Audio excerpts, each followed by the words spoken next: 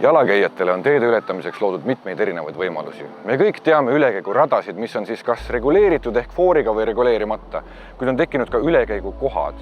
Mis on nende vahe ning missugused õigused ja kohustused liiklejatele neil kehtivad? Selle saame täna teada. Oleme tulnud ülekäigurajale laagris, et näha, kuidas autojuhid käituvad, kui üle tee tahab minna üks jalakäija.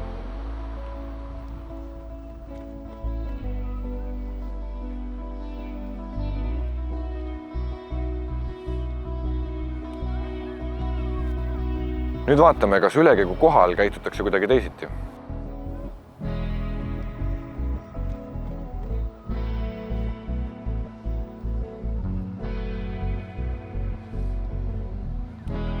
Niisiis, Tui, nüüd kus sa oled saanud värskelt ületada ülekäigurada ja ülekäigu kohta, mis on sinu vahetud kogemused nendega? Minu arust praegu ülekäigu kohalt üle minnes oli mulle ebakindlam tunne kui ülekäigurajalt, et siin ei antud mulle nii palju teed ja veidi ebakindlam oli. Mulle jäi siiski veidi segaseks, kus autojuht peab jalakäijale teed andma ning kus mitte. Selleks, et asjasse natukene selgust saada, oleme kutsunud siia Maanteeameti eksperdi Janno Vilbergi. Tere, Janno! Tere! Mis vahe on ülekäigurajal ja ülekäigu kohal? Kus autojuht peab jalakäijale teed andma ning kus mitte?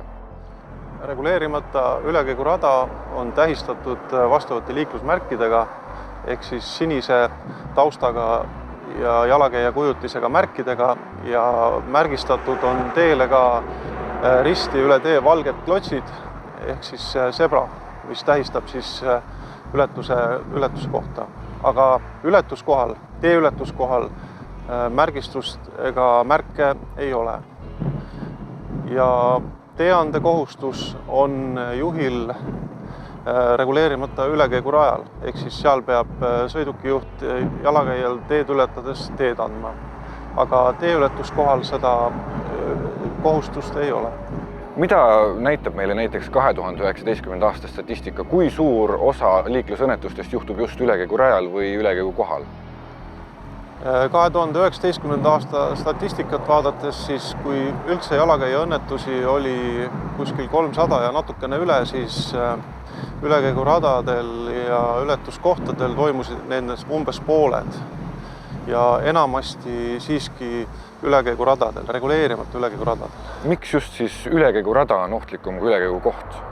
Kuna ülekäigurajal peab sõidukijuht jalakäijale teed andma ja jalakäija teed ületama hakates teab seda, siis ta tihtipeale ei veendugi, kas sõidukijuht hakkab peatuma ja kas ta on valmis üldse jalakäijale teed andma ja sealt võib tekkida tihti konflikt selle vahel, et jalakäija astub teele ette ja sõidukijuht ei suudagi peatuda ja sõidab talle otsa.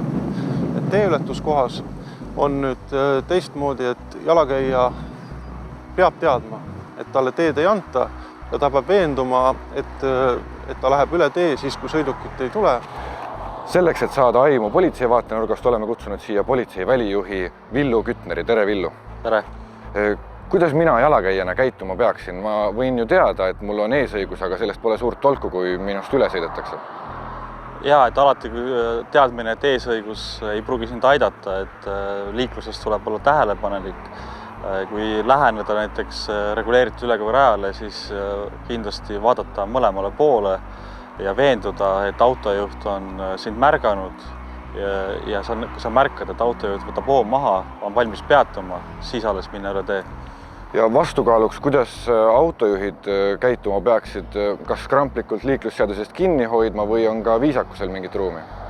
Loomulikult viisakus on elementaarne, et kui sa näed, et seal on inimene, ta võib-olla ei ole veel jõudnud väga lähedale siin ülekäigurajale, aga võta hoog maha, ole valmis selleks, et jalakäija võib viimasel hetkel oma liikumist kiirendada ja ole valmis peatuma, et seda jalakäija üle tee lasta. Liiklusviisakus on väga tervitatav ka minu jaoks, kuid ohuolukorras võib juhtuda nii, et seaduse silmis jään mina ikkagi süüdi, et mida silmas pidada, et liiklusviisakusega omakorda uuesti liiklusohtlikku olukorda ei tekitaks. Liikluses tuleb jääda rahulikuks, mitte rapsida, kiirustada, et jah, ohuolukord võib tekkida, aga kui oleme ohuolukorraks valmis, siis isegi seal reageerimine jääb nii-öelda rahulikumaks, kui me oleme valmis selleks. Aitäh! Autojuhina ei pea mina jalakäijale ülekäigukohas teed andma. Ja ma ei taha seda teha sellepärast, et suurtel kiirustel pidurdades ei või tagant tulev auto teada, mille pärast ma pidurdan ja sellega ma võin tekitada liiklusohtliku olukorra.